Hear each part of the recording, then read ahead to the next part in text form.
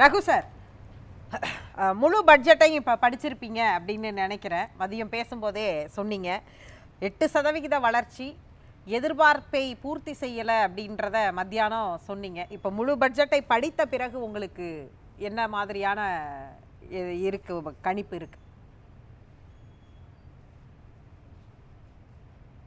Audio மியூட்ல இருக்கு sir. வணக்கம் சுகிதா. குறை சொல்பவர்கள் எல்லாம் எதிர்கட்சியாகத்தான் இருக்க வேண்டும் என்ற அவசியமும் இல்லை. ஏன்னா இது குறை சொல்வதற்காக சொல்வதில்லை.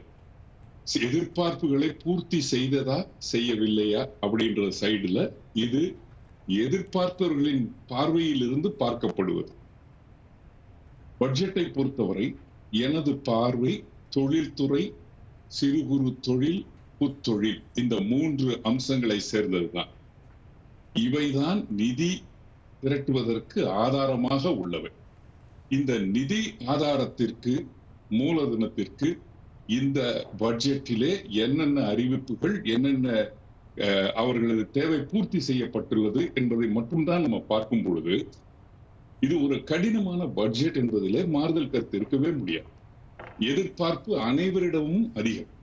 ஒரு குடும்பத்தை நடத்துபவர் கூட இன்றைக்கு கடன் வாங்காமல் குடும்பத்தை நகர்த்த முடியாத ஒரு சூழ்நிலை. ஒரு தொழில் நடத்துபவர்கள் நாளை என்ன நடக்கும் என்பது தெரியாமல் நடந்து கொண்டிருக்கக்கூடிய ஒரு காலகட்டம். லாபமில்லாத தொழில் நடத்தக்கூடிய ஒரு காலகட்டம். அரசும் அதே நிலைதான். ஒரு பக்கம் இது வளர்ந்த மாநிலமாக இருப்பதால் நிறைய தேவைகள் இருக்கிறது.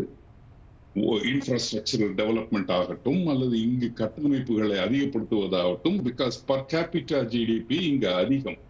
இதில் குறிப்பிட்டதை போல கிட்டத்தட்ட 1.5 மடங்கு அதிகமாக இருப்பதால் நம்ம அவர்களுக்கு தேவைகளை நம்ம பூர்த்தி செய்ய வேண்டிய கட்டாயத்தில் இருப்போம். இந்த பட்ஜெட்டிலே சிறப்பு அம்சமாக நாம் பார்க்கப்படுவது மிக அதிகமாக கட்டமைப்புக்கு பட்ஜெட் ஒதுக்கி இருப்பதை நான் பார்க்கிறேன். இப்போ தமிழகத்தை பொறுத்தவரை இது மெட்ரோ திட்டமாக இருக்கலாம், ஏர்போர்ட் திட்டமாக இருக்கலாம், டிரான்ஸ்போர்ட் காரிடாராக இருக்கலாம், தொழிற்பேட்டைகளாக இருக்கலாம், டைடல் பார்க்காக இருக்கலாம். எவ்வளவு கட்டமைப்புகளை நம்ம உருவாக்க முடியுமோ அந்த அளவிற்கு கட்டமைப்புகள் உருவாக்கப்பட்டிருக்கிறது இந்த பட்ஜெட்டில். ஆனால் கட்டமைப்புகள் மட்டுமே வேலை வாய்ப்பை உருவாக்கி விடுமா என்று கேட்டால் இல்லை. அந்த கட்டமைப்பிலே வந்து தொழில் செய்யக்கூடிய நிறுவனங்களுக்கு தான் வேலை வாய்ப்புகளை அதிகப்படுத்தக்கூடிய வாய்ப்புகள் கிடைக்கும். நான் முதல்வன் திட்டத்திலே இதுவரை பலனடைந்தவர்கள் பல லட்சம் குழந்தைகள். அத்தனை குழந்தைகளிலே எவ்வளவு பேருக்கு வேலை வாய்ப்புகள் கிடைத்துள்ளது என்றதை பார்க்க வேண்டும். இன்றைய தமிழகத்திலே சிறு குறு தொழில்களை பொறுத்தவரை அவர்களது எதிர்பார்ப்புகள் என்ன என்பதை பற்றி மாண்புமிகு நிதியமைச்சரிடம் 2 வாரங்களுக்கு முன்பே அனைத்து தொழில் முனைவோர் கூட்டமைப்புகளும் கடிதங்களை கொடுத்தார்கள். அதிலிருந்து ஒரு 5% கூட இந்த பட்ஜெட்டிலே அனௌன்ஸ்மெண்டாக வரவில்லை. இப்போ ஒரு பேச்சுக்கு சொல்ல வேண்டும் என்றால் 10 லட்சம் எம்எஸ்எம்இக்கு 2.5 லட்சம் கோடி கடனாக வழங்கப்படும் என்பது ஒரு அறிவிப்பு. இந்த அறிவிப்பின் மூலமாக அப்போ ஒரு எம்எஸ்எம்இக்கு 25 லட்சம் கிடைக்கும். இந்த கடன் வசதி யார் தரப்போகிறார்கள், எதற்கு தரப்போகிறார்கள், எப்படி தரப்போகிறார்கள், இதற்கு வட்டியிலே ஏதாவது விலக்குகள் உண்டா அப்படின்றத பற்றி விரிவான வழிமுறைகள் வந்தால் தான் அது தெரியும். அதே போலத்தான் பெண்களுக்கு உண்டான சுய குழுக்களுக்கு 10,000 குழுக்களுக்கு 37,000 கோடி வங்கி கடன் அளிக்கப்படும். அப்போ கடன் வழங்குவது ஒரு பகுதியாக இருந்தாலும் அந்த கடனை திருப்புதல் செலுத்துவதற்குரிய வழிமுறைகளும் முக்கியம். அரசுக்கு வேண்டுமானால் 1.5 லட்சம் கோடி கடனை அதை பற்றி கவலைப்படக்கூடாது, நம்ம செலவுகளை நம்ம சரியணும் அப்படின்றது ஈஸியாக இருக்கலாம். ஏன்னா 1.2% தான் ஜிடிபியில கடனாக ஸ்லாப் இப்போ. ஆனால் தனிப்பட்ட நபர்களுக்கோ அல்லது தனியாக தொழில் செய்பவர்களுக்கோ அந்த வரம்பெல்லாம் கிடையாது. விரலுக்கு தகுந்த வீக்கம் இருக்க வேண்டும். இன்று விரலையே எடுக்கக்கூடிய கட்டாயத்திலே சிறு குறு தொழில்கள் இயங்கிக் கொண்டிருக்கின்றன.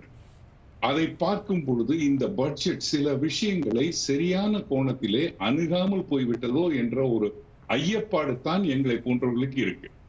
இந்த அரசு, இந்த ஆட்சியினுடைய கடைசி பட்ஜெட்னு எடுத்துக்கிட்டோம்னா அடுத்த ஒரு 9 மாதங்களுக்கு உண்டான திட்டங்கள் என்ன? அதைத்தான் நான் பார்க்க வேண்டி இருக்கிறது. ஏன்னா short term, mid term and long term. இப்ப லாங் டேர்ம்ன்றது ஒரு ஏர்போர்ட் கட்டுறதோ அல்லது ஒரு விமான நிலையம் அல்லது போக்குவரத்துக்கு உண்டான சாலைகளை போடுவதோ 3 to 5 வருட திட்டங்கள்.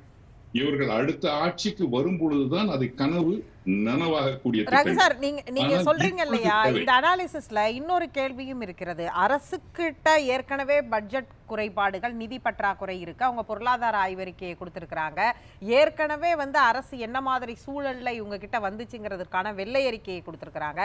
இந்த 4 ஆண்டுகள்ல இவங்களுடைய அரசு என்ன செய்திருக்குங்கிறதுக்கான ஒவ்வொரு ஆண்டும் வரக்கூடிய பட்ஜெட்டை தாண்டி அவங்களுடைய பல சோஷியல் எக்கனாமிக் ஸ்கீம்ஸ்னு அவங்க கொடுத்துருக்கக்கூடிய சமூக நல திட்டங்கள் நமக்கு முன்னாடி இருக்கு. அப்போ அந்த திட்டங்கள் எதையும் அவங்க மிஸ் பண்ண முடியாது. அந்த திட்டங்களையும் நிறைவேற்றணும். ரெகுலராக இருக்கக்கூடிய அன்றாட இன்ஃப்ராஸ்ட்ரக்சர் பிரச்சனையிலேருந்து எல்லா விஷயத்தையும் பார்க்கணும். புதியதாக இப்போ 500 crore செமிகண்டக்டருக்கு ஒதுக்குறாங்கிறது நமக்கே தெரியும். இது ரொம்ப குறைவான தொகை அப்படிங்கிறது நம்மளால தெரியும். ஆனால் அரசு இதை தாண்டி எப்படி இந்த பட்ஜெட்டுக்குள்ள அதுக்கான அலோகேஷனை பண்ண முடியும்னு ஒரு கேள்வி இருக்கு இல்லையா? சிலதை மத்திய அரசோட சேர்ந்து தான் செய்ய வேண்டியதா இருக்கு. மத்திய அரசுக்கு இப்ப சுந்தர் சார் சொன்னது மாதிரி மத்திய அரசுக்கும் மாநில அரசுக்கும் இடையான உறவு இணக்கம். இப்ப நீங்க மின்சார கட்டணம் குறித்து ஒரு கேள்வியை வச்சீங்கன்னா அதுல 2 பேருக்குமான உறவு சம்பந்தப்பட்ட விஷயங்கள்லாம் அதுல அடக்கமா இருக்கு இல்லையா? சுகிதா, இப்போ இந்த பட்ஜெட் நான் சொன்ன மாதிரி கடுமையான நேரத்திலே ஒரு கயிறின் மேல் நடக்கக்கூடிய ஒரு பேலன்சிங் பட்ஜெட்டா தான். அதுல மாறுதல் கருத்து இல்லை. தமிழகத்தினுடைய பல ஸ்கீம் இந்திய அளவுல பாராட்டி பேசப்பட்டு கொண்டிருக்கிறது. முதன்மை மாநிலமாக தமிழகம் இருக்கு அப்படின்றதுல மாறுதல் கருத்து இல்லை. ஆனால் தொழில்துறையை பொறுத்தவரை இன்றைய காலகட்டத்தை நீங்கள் பார்க்க வேண்டும். முதல்ல ரிசெஷன் குளோபலி, அது எப்படி தாக்கத்தை கொண்டு வர போகுதுன்னு தெரியல. இரண்டாவது, அமெரிக்காவினுடைய டாரிஃப் வந்ததுன்னா தமிழகத்தில் எக்ஸ்போர்ட் யூனிட்ஸ் அதிகம்.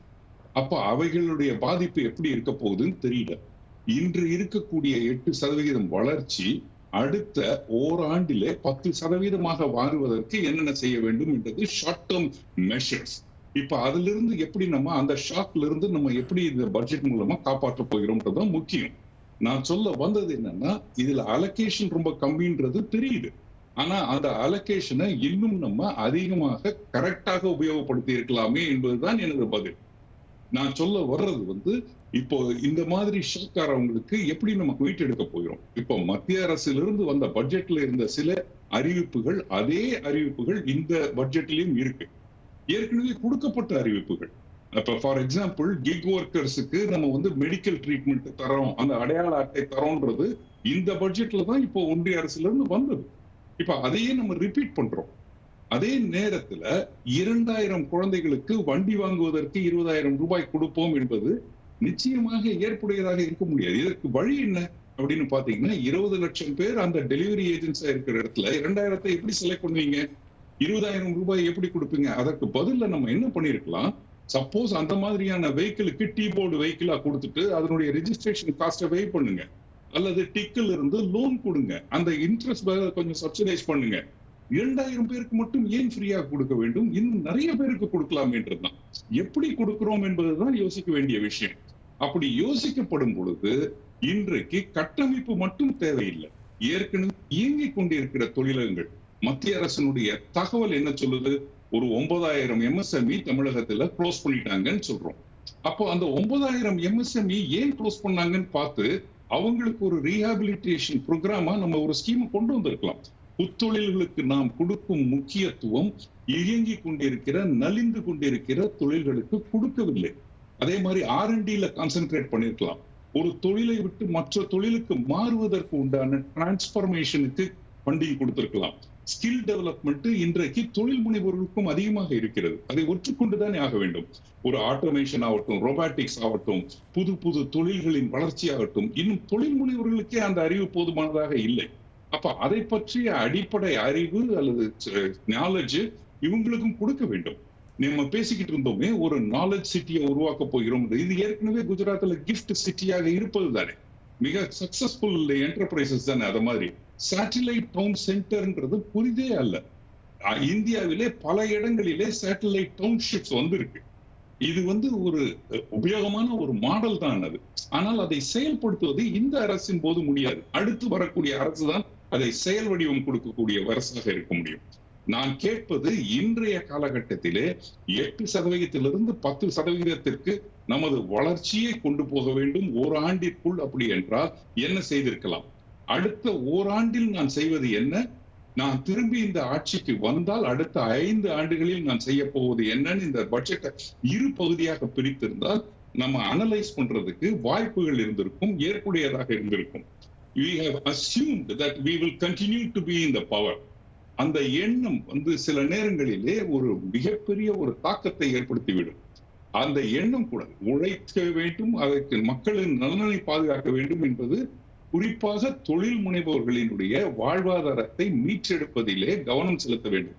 17% தமிழகத்தினுடைய வரி வருவாய் அதிகமாயிருக்கு என்றால் அந்த சுமை மக்களின் தோளில் தான் ஏறி இருக்கிறது.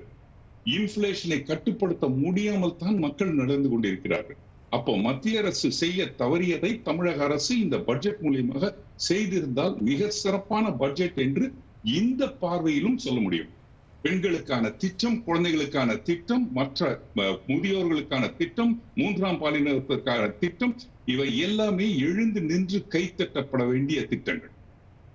இந்த ஒரு அமைப்பை பற்றி மட்டும் நான் பேசும் பொழுது, எனக்கு அந்த தலைப்பில் மட்டும் பேச வாய்ப்பு இருக்கும் பொழுது அதில் உள்ள விட்டு போனதைத்தான் பேசக்கூடிய வாய்ப்பாக நான் பார்க்கிறேன். பேசலாம்.